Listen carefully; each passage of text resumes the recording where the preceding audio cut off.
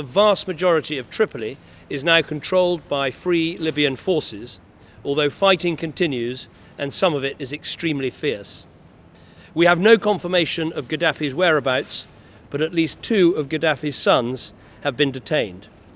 His regime is falling apart and is in full retreat. Gaddafi must stop fighting without conditions and clearly show that he has given up any claim to control Libya.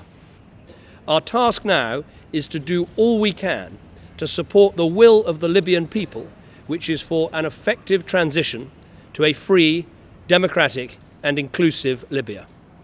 This will be, and must be, and should be, Libyan-led and a Libyan-owned process with broad international support coordinated by the United Nations. We are working closely with the NTC to support their plans to make sure that happens. I spoke to Chairman Jalil last week and will be speaking to him again today to agree with him the importance of respecting human rights, avoiding reprisals, and making sure that all parts of Libya can share in the future of that country. And the wider NATO mission, which is to protect civilians, that will continue for as long as it is needed.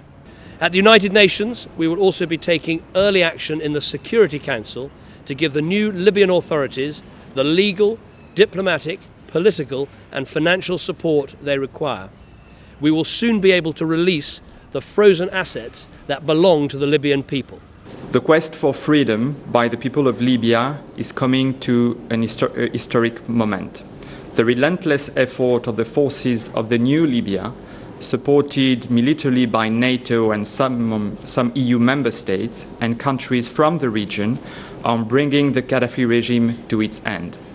We urge Colonel Kadhafi to accept the will of the people, step down immediately, and avoid further bloodshed and suffering.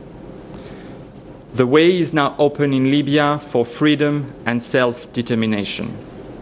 The European Union will keep supporting the country in its democratic transition and economic reconstruction based on social justice, inclusiveness, and territorial integrity.